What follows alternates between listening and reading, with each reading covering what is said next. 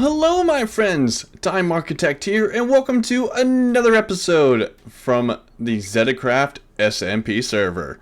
Hope you liked that little intro here.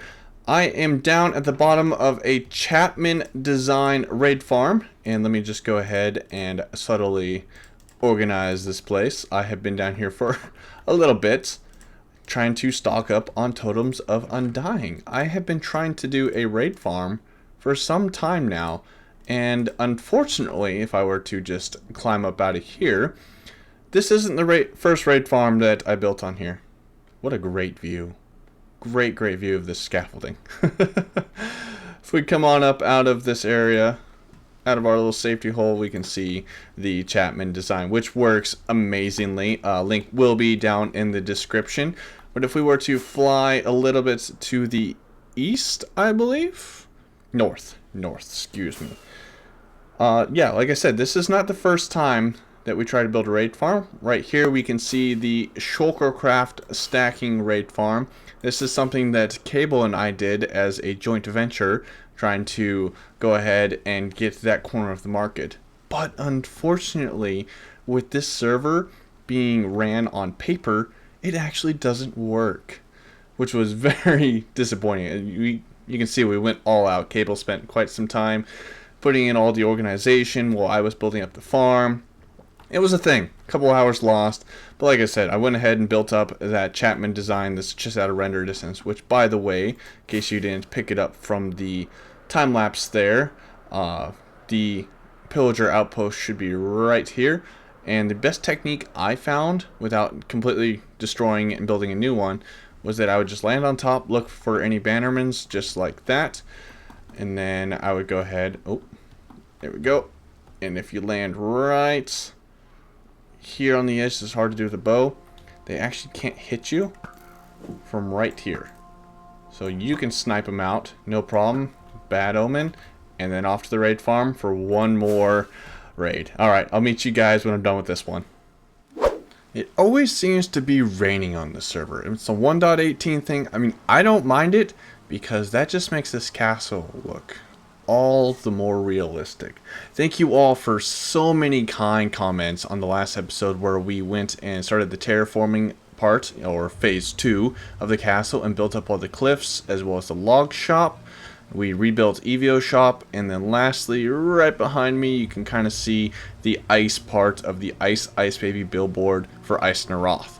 So once again, thank you all for the kind comments, and this would be a great time for me to pull up a comment that I actually received on one of my shorts when I was building the castle. So let me go ahead, pull that out, and then I'll read it to you guys. Alright, I got the comment. I wrote it down in a book, so it's nice and easy for me to remember. And this was written by Respect Real Person. Here it is. A couple of moments of peace watching the sunset on a castle of dreams. Don't open your eyes, the vision is gone.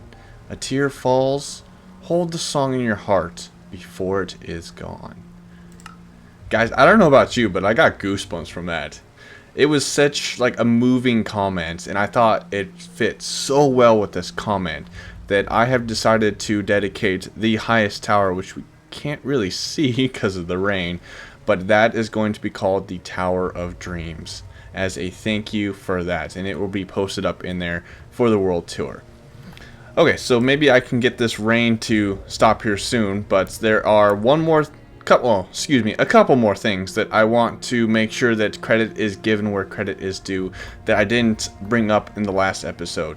So I had built this shop recently after watching BOO's Season 3 trailer video, and it was him that I got the idea to do the fence gates right up there for the rafters, so thank you for that.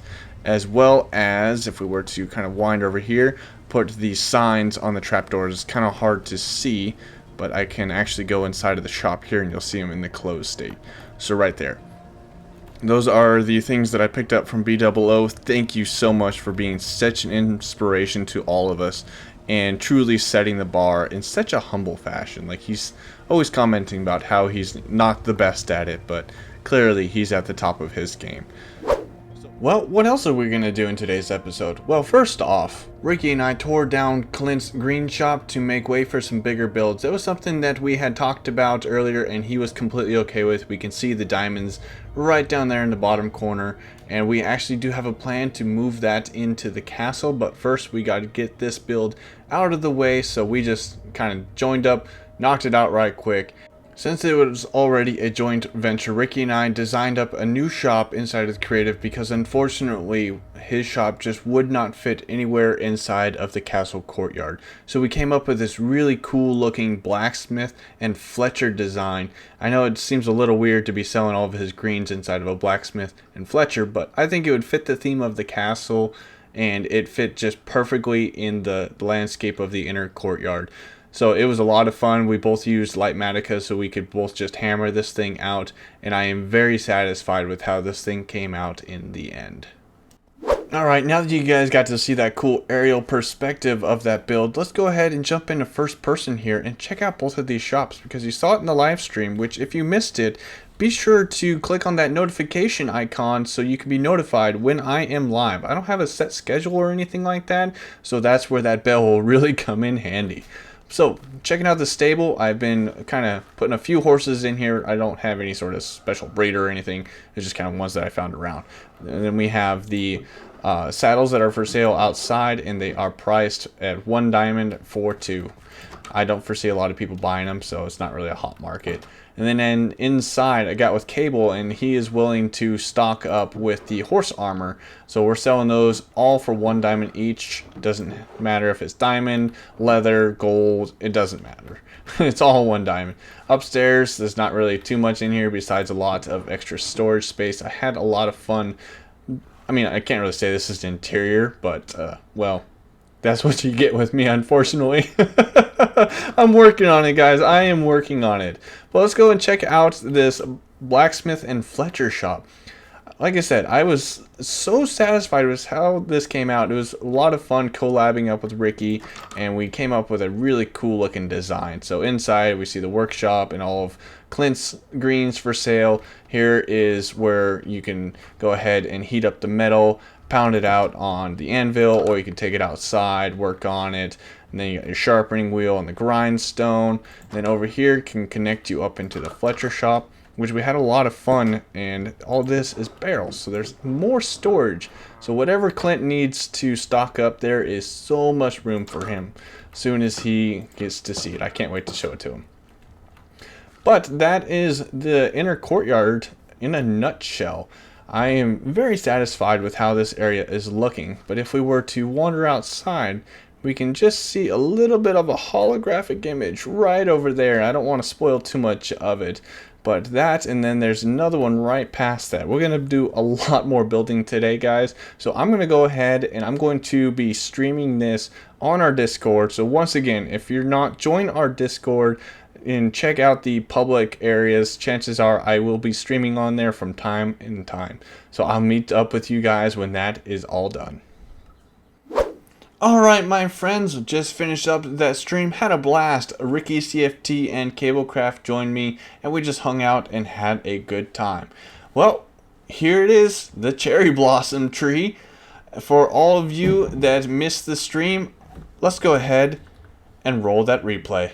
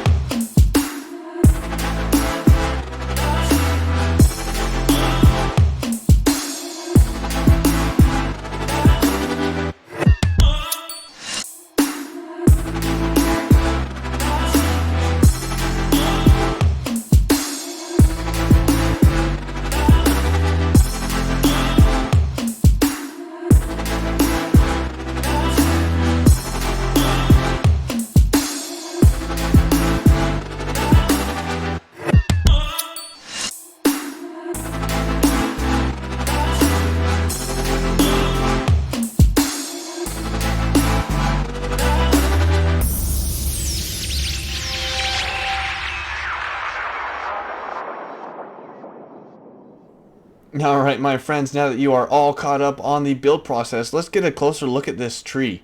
This was a very fun and unique challenge to do because typically with trees, you're going to use a lot of leaf blocks, which gives you that very open feel with all of the light sources coming through the actual transparent block. Well, they don't have any pink leaves yet, so until they fix that, it was a fun little challenge to try to make this tree look like a tree but not an umbrella, and still giving it that actual kind of cherry blossom look. One of the things that I am the most proud of is the use of the candles in here to add all of those little cherry blossoms that are gliding off into the wind, and hopefully nobody's trying to fly over here and dies in the raw shop, because you might get a little bit of a headache. And then I went ahead and lit up a few of them. Kind of see that one right there. Yep, the little glimmer of light on there, just to add a little bit of just kind of atmosphere. That is the word I'm looking for, is atmosphere. Just kind of to immerse yourself in here. And then also there is a spore blossom hidden inside the tree to get those particles. I wish you could change the color of the particles. Mojang, if you're listening, make it to where we can dye the spore blossom to change the color of the particles. That's all I'm asking. Oh, and a dyeable recipe for leaf blocks so you can make any of the 16 color leaves. But that's just me. Let's make it happen. Make this go all the way up to Mojang. So, different color spore blossom particles, different color leaves. And make building cherry trees a whole lot easier. But one fun little detail that I hid in here is shulker boxes. There's, I think, like 5 of them hidden randomly inside here. I don't know if I can see one with these shaders on. They're a little bit more difficult to spot. Ah, there's one. Right there. And I told Gable he should like hide coupons or something in there. But that is that tree in a nutshell. I do plan on adding up one more over back beyond his shop later on. But that is a future Time Architect problem, because we have one more thing to do in this episode, my friends, and that is to bring my old shop that was right where the castle used to be, well, technically the log shop, and we already have like this little Japanese Asian theme going on here. So I talked to Cable about it, and he was totally down for me to recreate my shop right up over there. So you guys have seen me build this thing once. I'm just going to go ahead and build it right quick off camera, and then that is going to have to do it for today's episode. And there we go. My shop has been moved officially over to the Asian district. Now, as far as what we plan on selling here, Cable and I are collabing on this. But for that, I want to know what you guys think we're going to be selling. So down in the comments, be sure to drop your guess for what you think we're going to be selling inside of this shop. And also, guys, I wanted to go ahead and kind of break the fourth wall here and apologize to you guys. I normally try to keep myself on a weekly schedule for putting out videos, and that I've been a little bit behind on. I've had quite a few things IRL that have kept me busy. One of which, if you were tuned for the live stream, I was talking about it. But we are currently fostering a 7-month-old Great Dane.